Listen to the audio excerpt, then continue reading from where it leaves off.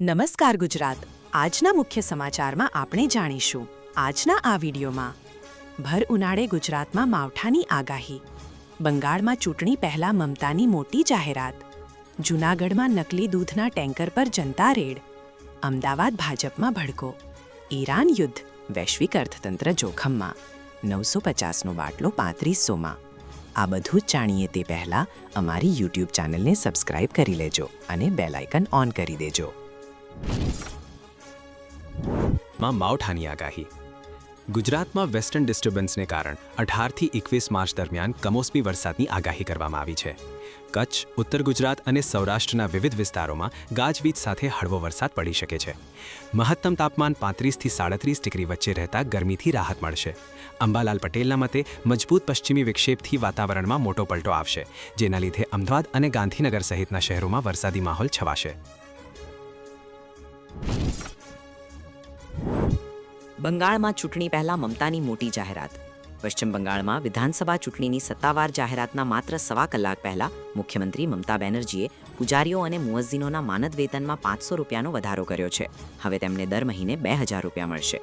રવિવારે social media પર આ જાહેરાત કરતા જણાવ્યું કે સરકાર તમામ નવા અરજદારોને પણ આ યોજનામાં સામેલ કરશે. આ નિર્ણયને આધ્યાત્મિક વારસાના સંરક્ષકોનું સન્માન ગણાવ્યું છે. જૂનાગઢમાં નકલી દૂધના ટેન્કર પર જનતા રેડ. જૂનાગઢના કાળવા ચોક પાસે યુવરાજસિંહ જાડેજાની ટીમે વહેલી સવારે શંકાસ્પદ દૂધનું ટેન્કર ઝડપી પાડી કૌભાંડનો આક્ષેપ કર્યો છે. વિસાવદરથી આવતા આ ટેન્કરમાં ઝેરી કેમિકલ્સ હોવાની બાતમીના આધારે જનતા રેડ કરવામાં આવી હતી. યુવરાજસિંહે પોતાની કિટથી ટેસ્ટ કરી ભેળસેળ સાબિત કરી, જ્યારે ફૂડ વિભાગ પાસે પૂરતા સાધનો નહોતા. આ દૂધ સુરત ડેરીમાં ઠાલવવાનું હોવાનો દાવો થયો છે. અમદાવાદ ભાજપમાં ભડકો. અમદાવાદમાં સ્થાનિક ચૂંટણીઓ પહેલા ભાજપનો આંતરિક વિખવાદ સપાટી પર આવ્યો છે.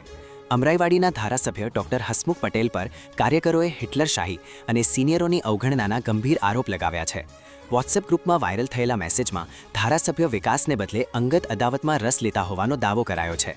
કાર્યકરોએ ચેતવણી આપી છે કે જો આવું જ રહ્યું તો પક્ષને મોટું નુકસાન વેઠવું પડી શકે છે. ઈરાન યુદ્ધ, વૈશ્વિક અર્થતંત્ર જોખમમાં. ઈરાન યુદ્ધને લીધે હોર્મુઝની ખાડીમાં 15% તેલ પુરવઠો ફસાતા 1970 જેવી આર્થિક કટોકટીનો ભય છે. ક્રૂડ ઓઇલ $200 સુધી પહોંચવાની આશંકા વચ્ચે ગેસ, ખાતર અને ચિપ ઉત્પાદનને માઠી અસર થઈ છે. આઈઈએએ 400 મિલિયન બેરલ તેલ બજારમાં મૂકવા છતાં ભાવ વધ્યા છે. જો માર્ચના અંત સુધી નાકાબંધી રહેશે તો વિશ્વભરમાં ભારે મોંઘવારી અને મંદી સાથે સ્ટેગફ્લેશન આવવાનું જોખમ તોડાઈ રહ્યું છે.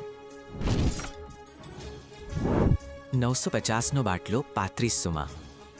અમેરિકા, ઇઝરાયલ અને ઈરાન યુદ્ધના કારણે દેશમાં એલપીજી સંકટ વધુ ઘેરું બન્યું છે. મધ્યપ્રદેશ, ઉત્તર પ્રદેશ અને રાજસ્થાન સહિતના રાજ્યોમાં લોકો સવારે 4 વાગ્યાથી ગેસ એજન્સીઓ પર લાંબી લાઈનો લગાવી રહ્યા છે. આ અછતનો લાભ ઉઠાવી કાળાબજારી તેજ બની છે. 950 રૂપિયામાં મળતો ઘરેલું સિલિન્ડર 3500 રૂપિયા અને 2000નો કમર્શિયલ બાટલો 5000 રૂપિયામાં વેચાઈ રહ્યો છે. ગમેલી તંગીથી સામાન્ય જનતામાં ચિંતા ફેલાઈ છે.